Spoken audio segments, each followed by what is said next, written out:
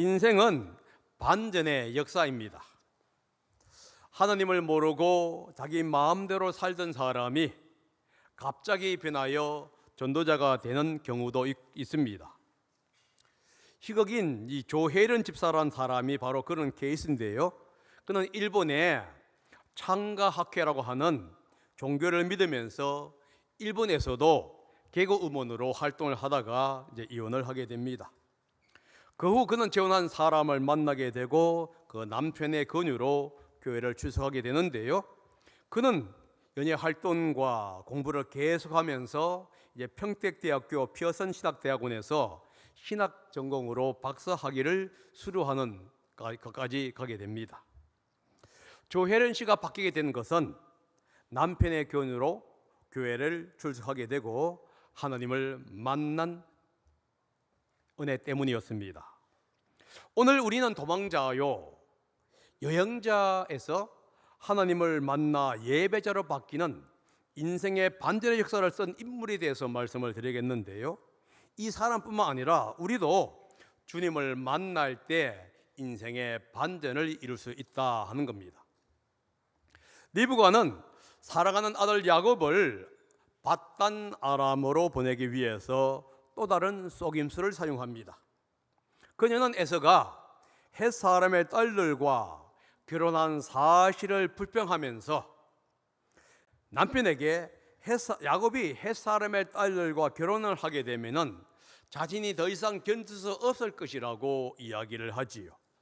창세기 27장 46절입니다. 읽어봅니다. 시작. 리브가가 이삭에게 말하였다. 나는 헷 사람의 딸들 때문에 사는 게 아주 넌더리가 납니다. 야곱이 이 땅에 사는 사람들의 딸들 곧 헷 사람의 딸들 가운데서 아내를 맞아들인다고 하면 내가 살아있다고들 하지만 나에게 무슨 사는 재미가 있겠습니까? 이 불평에 대한 리브가의 숨은 의도는 야곱을 밧단 아람으로 보내어 에서로부터 구하는 것이었습니다. 이 리브가의 말에 이삭은 어느 정도 설득이 된 것 같아요. 이삭도 맏아들 에서가 헷 사람의 딸들과 결혼한 것에 대해서 못마땅하게 생각하고 있었습니다. 헷 사람은 언약과 관계없는 사람이 민족입니다. 아무리 영적으로 무지했다 할지라도 이삭은 그래도 하나님의 백성이었지요. 또한 아브라함의 언약을 상속받는 언약의 당사자, 상속자였다 하는 겁니다. 언약의 상속자로서 이삭은 맏아들 에서가 언약에서 벗어난 일을 행하는 것에 대해서 못내 아쉬워하고 있었다 하는 것이에요. 그래서 이삭은 야곱을 부릅니다. 신신당부하면서 가나안 사람의 딸들을 아내로 맞이하지 말고 밧단 아람으로 가서 외삼촌 라반의 딸들 가운데 아내 될 사람들을 찾아라 라고 명령을 합니다. 1절과 2절인데요. 다시 한번 읽어보겠습니다. 시작. 이삭이 야곱을 불러서 그에게 복을 빌어주고 당부하였다. 너는 가나안 사람의 딸들 가운데서 아내를 맞이하지 말아라. 이제 곧 밧단 아람에 계시는 브두엘 외할아버지 댁으로 가서 거기에서 너의 외삼촌 라반의 딸들 가운데서 내 아내가 될 사람을 찾아서 결혼하여라. 이삭의 명령은 아브라함의 명령과 일치합니다. 아브라함은 자기 집을 맡아서 관리하는 최측근 늙은 종에게 맹세시키면서 이렇게 말을 하는데요. 창세기 24장 3절과 4절입니다. 시작. 나는 내가 하늘의 하나님 땅의 하나님이신 주님을 두고서 맹세하기를 바란다. 너는 나의 아들의 아내가 될 여인을 내가 살고 있는 이곳 가나안 사람의 딸들에게서 찾지 말고 나의 고향 나의 친척이 사는 곳으로 가서 거기에서 나의 아들 이삭의 아내가 될 사람을 찾겠다고 나에게 맹세하여라. 만약 야곱이 하나님의 언약을 기억하고 순종하게 되면은 그는 하나님의 복을 받게 될 것입니다. 그 복이 어디서 나오냐면 3절과 4절인데요. 전능하신 하나님이 너에게 복을 주셔서 너로 생육하고 번성하게 하시고 마침내 내가 여러 민족을 낳게 하실 것이다. 하나님이 아브라함에게 허락하신 복을 너와 내 자손에게도 주셔서 내가 지금 나그네 살이를 하고 있는 이 땅, 하나님이 아브라함에게 주신 이 땅을 내가 유산으로 받을 수 있도록 해주시기를 바란다. 순종하게 되면 받을 하나님의 복은 다산의 복과 땅에 대한 복입니다. 상속은 받았지만 아브라함이나 이삭 그리고 야곱은 여전히 그 땅에서 나그네 살이를 하고 있었던 것입니다. 그런데 그 약속의 땅은 순종하게 되면 받게 되는 것이에요. 이 3절과 4절의 복은 1절과 2절의 순종에 달려있다는 사실을 기억해야만 합니다. 다시 말해서 전능하신 하나님께서 약속한 자녀와 땅에 대한 축복은 아브라함이 얼마나 언약에 순종하는가에 달려있다 하는 거예요. 하나님의 축복은 그냥 주어지는 것이 아니라 순종에 달려 있습니다. 그러면 이 복은 야곱에게만 적용되는 것이 아니라는 겁니다. 우리 그리스도인들도 마찬가지입니다. 하나님의 복은 순종할 때 받을 수 있는 겁니다. 하나님의 백성들은 성공을 위해서 거짓과 조작이라는 방법을 사용해서는 안 된다는 것을 지금 말하고 있어요. 거짓과 조작이라고는 세상적인 방법을 사용해서 성공할 수는 있어요. 그러나 그 결과는 고통이요 아픔일 뿐이라는 것을 성경은 우리에게 가르쳐주고 있습니다. 하나님은 자기 백성이 거짓과 조작이라는 수단을 통해서 하나님의 복을 획득하는 것을 원하지 않습니다. 그런 방법을 사용할 때 하나님은 반드시 그 사람에게 책임을 묻는데요, 거짓과 조작은 또 다른 거짓과 조작을 낳게 되고 만나기 때문에 그렇습니다. 야곱은 후에 라반의 거짓과 조작을 만나게 되고 엄청난 고통을 당하게 됩니다. 이것이 바로 그가 뿌린 씨앗에 대한 결과입니다. 하나님은 자기 백성이 부끄러운 일이 아니라 올바르고 정직한 방법으로 하나님의 복을 받기를 원하신다는 사실을 우리는 기억해야 한다 하는 겁니다. 이렇게 말씀하신 후에 6절과 9절이 나옵니다. 여러분, 이 27장 46절에서부터 시작해서 5절 그리고 10절부터 다시 21절까지는 연결이 돼요. 그런데 그 가운데 6절과 9절이 들어가고 있어요. 이 얘기는 안 들어가도 충분히 될 수 되는데 저자가 의도적으로 6절과 9절을 지으셨습니다. 이유가 뭐냐 하면은 왜 에서가 하나님의 복에서 제외되었는지에 대한 이유를 설명하기 위해서입니다. 다른 말로 말을 하게 되면은 왜 하나님이 이 하나님의 복이 에서가 아니라 둘째 아들 야곱에게 가야만 했는지에 대한 이유를 설명해 주는데요, 에서는 아버지 이삭이 동생 야곱을 축복하고 밧단 아람으로 보내요 그곳에서 아내를 찾으라고 한 사실을 듣게 돼요. 아버지가 동생 야곱에게 가나안 사람의 딸들 가운데서 아내를 찾아서는 안 된다고 하는 당부의 말을 듣게 됩니다. 그리고 야곱은 그 말에 순종해서 그 먼 거리인 이 밧단 아람으로 아내를 찾아서 떠난다는 사실도 알게 돼요. 그리고 아버지가 가나안 사람의 딸들을 싫어하는 것도 알게 돼요. 에서는 마침내 깨닫게 됩니다. 자신이 헷 사람의 딸과 결혼한 것이 얼마나 큰 잘못인가를 그가 깨닫게 돼요.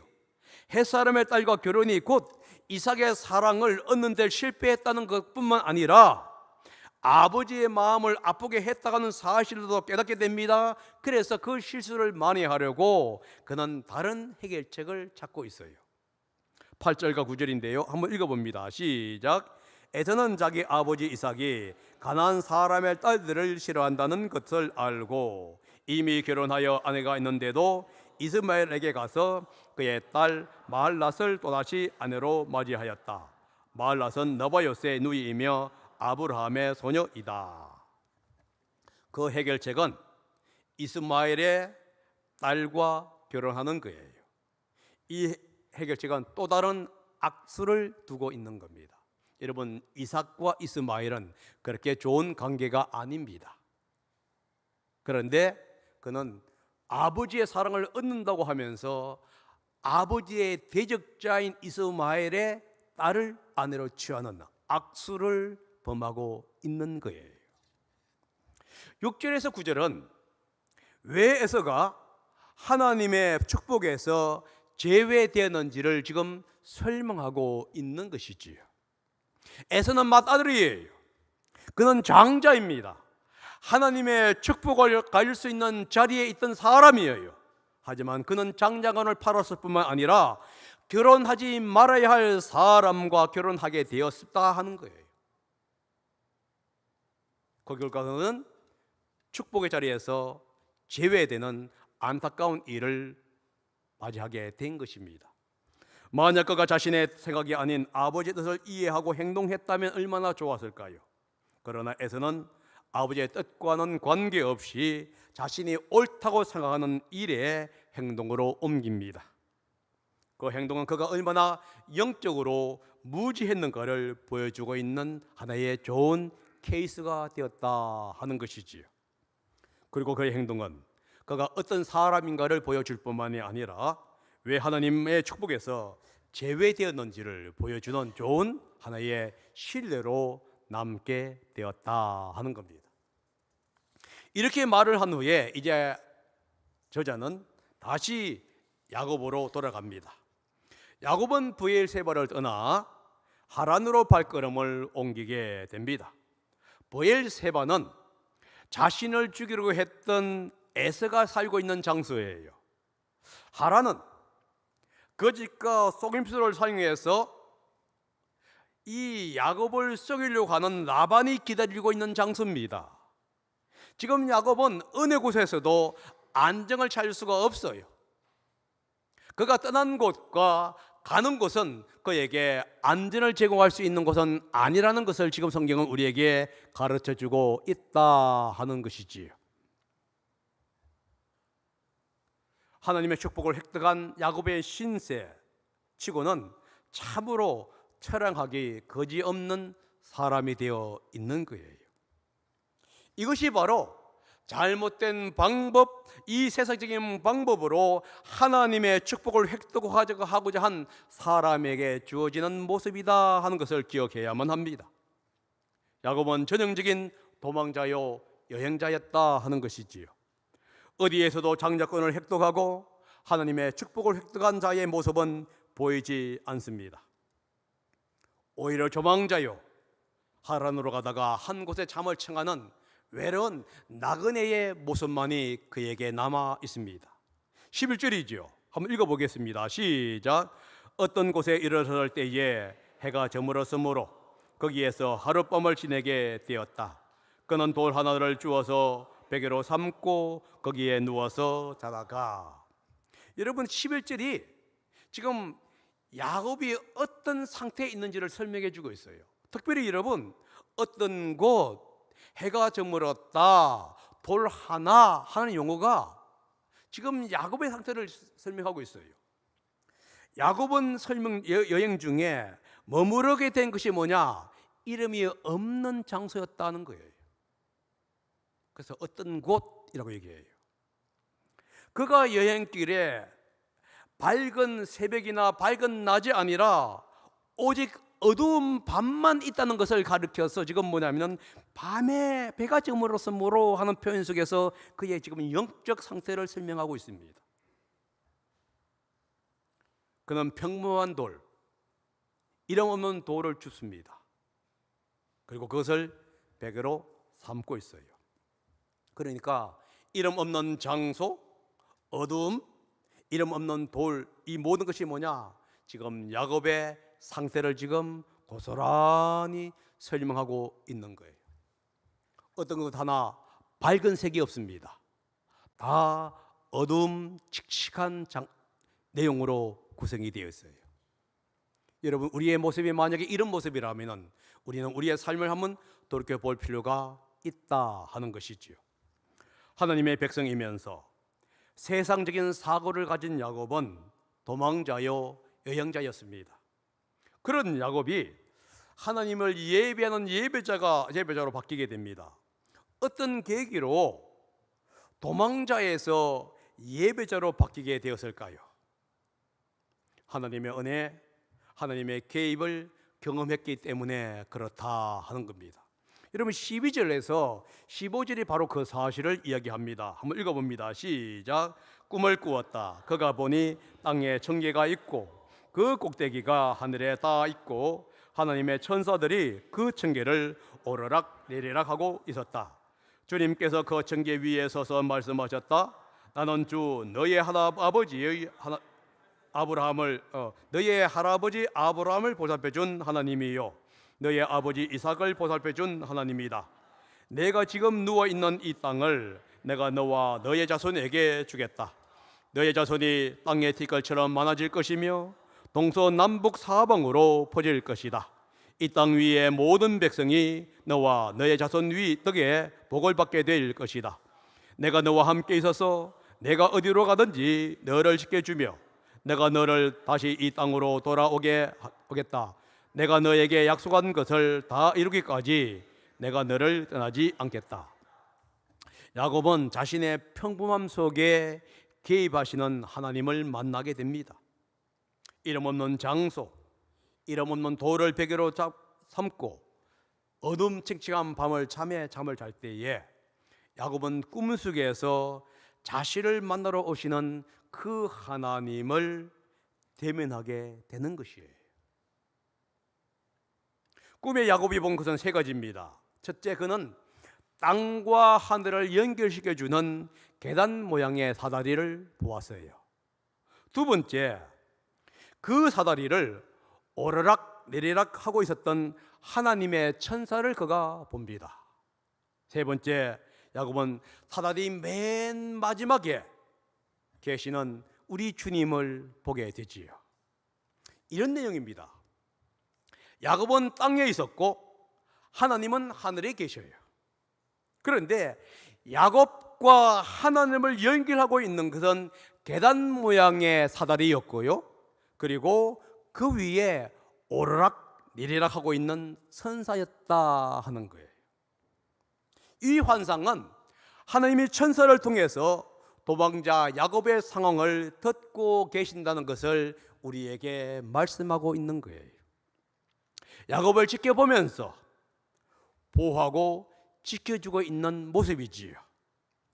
아무도 인식하지 못했지만은 하나님은 도망자 야곱을 지켜보고 계셨던 것을 우리는 알 수가 있습니다. 마찬가지입니다. 하나님은 우리를 지켜보고 있습니다. 우리가 고난 속에 있을 때, 역경과 어려움 속에 있을 때에 그분은 우리를 지켜보고 돌보아주고 계신다 하는 것을 우리는 알 수가 있습니다. 그러면서 하나님은 자신을 야곱에게 이제 계시하는데요, 13절에 이렇게 갑니다. 나는 주 너희의 할아버지 아브라함을 보살펴준 하나님이요 너희의 아버지 이삭을 보살펴준 하나님이시다. 이 표현은요, 언약을 시작할 때에 또 하나님이 자신을 계시하실 때에 사용하는 용어예요. 하나님은 야곱에게 지금 자신을 계시하고 있는데 뭐라고 하냐면 언약의 하나님이라는 거예요. 약속을 지키는 하나님이라는 거예요. 할아버지를 지켜준 하나님일 뿐만 아니라 아버지 이삭을 지켜주고 보살펴준 그 하나님이라는 거예요. 그런데 그 약속을 지켜준 그 하나님이 야곱에게 지금 몇 가지의 약속을 해주고 있다 하는 겁니다. 야곱이 누워있는 이 땅을 하나님은 야곱과 그의 후손에게 주겠다고 약속을 합니다.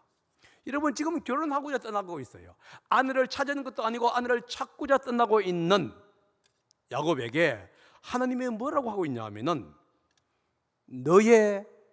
너와 너의 후손에게 이 땅을 주겠다. 여러분, 이 땅이 어떤 땅입니까? 약속의 땅이지만은 아직도 야곱이 가지고 있는 땅은 아닙니다. 나그네의 딸이에요. 그리고 이 땅을 지금 그가 도망가고 있어요. 이 땅으로부터. 그런데 하나님이 뭐라고 하냐면은 이 땅을 너에게 주겠다는 거예요. 그러면서 너의 자손이 티끌처럼 많아질 뿐만 아니라 이 세상에 복의 근원이 되게 할 것이다 라고 얘기합니다. 두 번째, 야곱과 함께 하겠다는 거예요. 도망자 야곱, 어떤 위협이 올지 모르는 미지의 세계로 가고 있는 야곱과 함께 하겠다라고 얘기합니다. 여러분, 두려움과 외로움 속에서 홀로 있는 그에게 지금 함께 하겠다고 하는 약속은 엄청난 힘입니다. 아브라함의 종은 다른 종들과 낙타를 데리고 대동하면서 하란으로 갔습니다.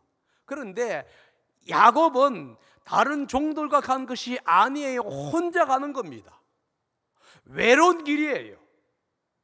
어떤 대적이 올 줄을 몰라요. 그런데 그가 가는 그 어두운 길, 칙칙한 길에 하나님이 그와 함께 하겠다고 지금 약속해 주고 있는 거예요.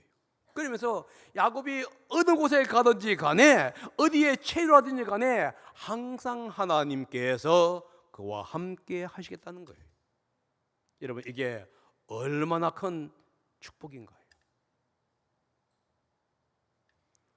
그리고 이렇게 얘기하죠. 너를 지켜주겠다, 보호해 주겠다는 거예요. 하나님이 함께 할 뿐만 아니라 야곱을 지켜주시는 분이라는 것을 얘기해 주고 있습니다. 야곱은 앞으로 많은 어려움을 겪을 겁니다. 그러나 그 어떤 어려움도 야곱을 넘어져서 다시는 일어서지 못하도록 막을 수는 없다는 거예요. 왜냐하면 야곱을 지켜주시는 분은 약속의 하나님이신 전능하신 그 하나님이기 때문에 그렇습니다. 그러면서 하나님이 이렇게 얘기합니다. 야곱을 다시 약속의 땅으로 데리고 오겠다 하는 거예요. 정신없이 떠나는 이 땅, 자신을 죽이려고 기다리고 있는 에서가 있는 이 장소, 희망이 없는 이 장소를 다시 데리고 오겠다는 거예요. 이 약속은 희망의 메시지입니다. 도망자에게 이제는 귀환해서 축복해 주는 그런 자로 바꾸어 주겠다고 하는 하나님의 놀라운 약속이에요. 그러면서 이렇게 얘기합니다. 내가 너에게 약속한 것을 다 이루기까지 내가 너를 떠나지 않겠다. 여러분, 하나님이 뭐라고 합니까? 약속했던 많은 것들을 얘기하면서 결코 내가 약속했던 모든 것을 이룰 때까지 너를 결코 떠나지 않겠다. 이 하나님의 인과의 만남이 야곱의 인생을 바꾸게 되었다는 거예요. 야곱은 잠에서 깬 후에 이렇게 고백합니다. 16절 후반절인데요. 주님께서 분명히 이곳에 계시는데도 내가 미처 그것을 몰랐구나. 그는 두려워하면서 중얼거렸다. 이 얼마나 두려운 곳인가. 이곳은 다름 아닌 하나님의 집이다. 여기가 바로 하늘로 들어가는 문이다. 여러분, 어떤 곳입니다. 아무도 모르는 곳이에요. 그런데 하나님을 만나자 그것이 바로 하나님의 집이 되고 하나님의 문으로 들어가는 장소가 되었다 하는 것이지요. 그리고 아침에 일어서 야곱이 이렇게 합니다. 벽에 삼아 뺀 그 돌을 가져다가 기둥으로 세우고 그 위에 기름을 붓고 그곳 이름을 베델이라고 하였다. 그곳의 본래 이름은 루스였다. 이름 없는 장소가 하나님의 집, 하나님의 성소가 됩니다. 이름 없는 돌이 하나님을 경배하는 제단이 됩니다. 도망자 야곱이 하나님을 경배하는 예배자가 돼요. 그렇게 될 수 있었던 이유가 무엇입니까? 하나님을 만났기 때문이라는 거예요. 자신의 삶에 개입하시는 그 하나님을 만났기 때문에 그가 변화될 수가 있었다는 거예요. 하나님을 만날 때 인생은 바뀌게 돼요. 하나님을 만날 때에 세상을 바라보는 시야가 바뀝니다. 하나님을 만날 때에 아무것도 아닌 곳이 예배 장소가 됩니다. 내가 어떤 곳에 가든지 간에 그곳이 예배의 장소가 될 수밖에 없어요. 하나님을 만날 때 이름 없는 돌이 제단이 되는 거예요. 쓸모없는 우리가 하나님의 훌륭한 일꾼이 된다는 것을 얘기해 주십니다. 하나님을 만날 때 아무것도 아닌 사람이 예배자가 돼요. 하나님을 만날 때 이런 놀라운 변화가 일어난다는 겁니다. 그런데 이런 변화는요, 헌신을 통해서 증명이 되어야 한다 하는 겁니다. 야곱은 하나님께 소원합니다. 하나님께서 하신 약속을 지켜주신다면은 제가 세 가지를 주님께 반드시 하겠습니다. 20절과 22절입니다. 한번 읽어봅니다. 야곱이 이렇게 소원하였다. 하나님께서 저와 함께 계시고 제가 가는 이 길에서 저를 지켜주시고 먹을 것과 입을 것을 주시고 제가 안전하게 저의 아버지 집으로 돌아가게 해주시면 주님이 저의 하나님이 되실 것이며 제가 그동으로 세운 이 돌이 하나님의 집이 될 것이며 하나님께서 저에게 주신 모든 것에서 열의 하나를 하나님께 드리겠습니다. 야곱이 이렇게 하죠.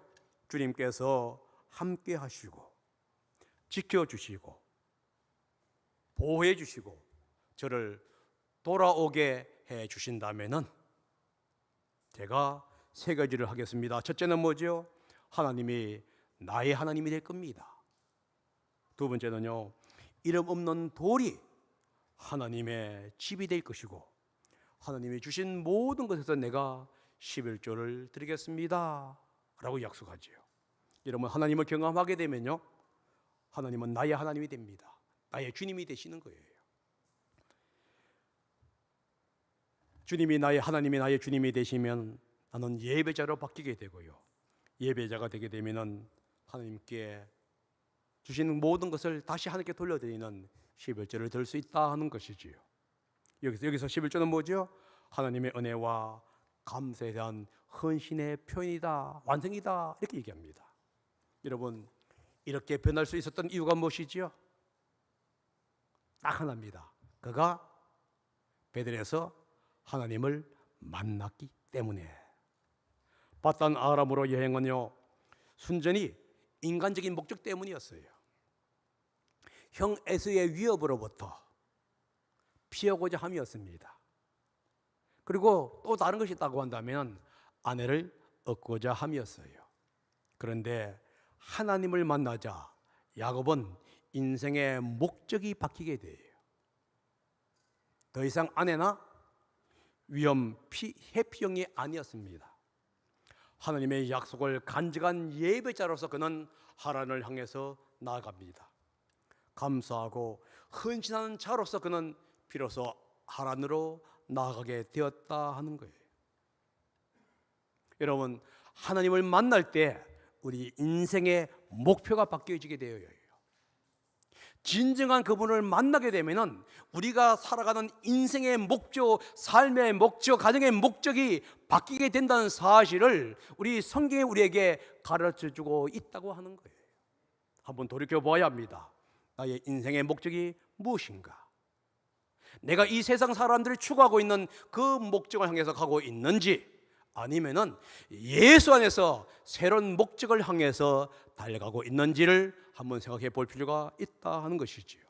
인생의 목적이 바뀌고 삶의 원천이 바뀌기를 원한다면 하나님을 만나야 돼요.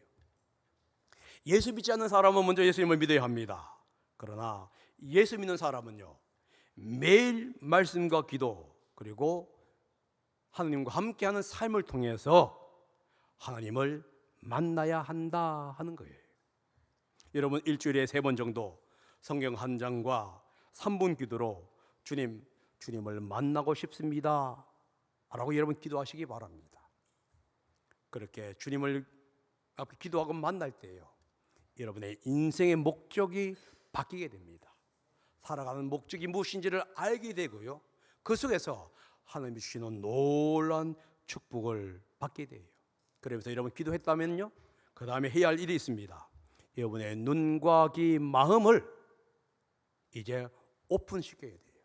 내가 이렇게 기도했기 때문에 우리 주님께서 어떤 환경을 통해서, 어떤 사람을 통해서, 어떤 것을 통해서, 말씀을 통해서 나에게 말씀하시는지를 우리는 귀를 기울여야 돼요.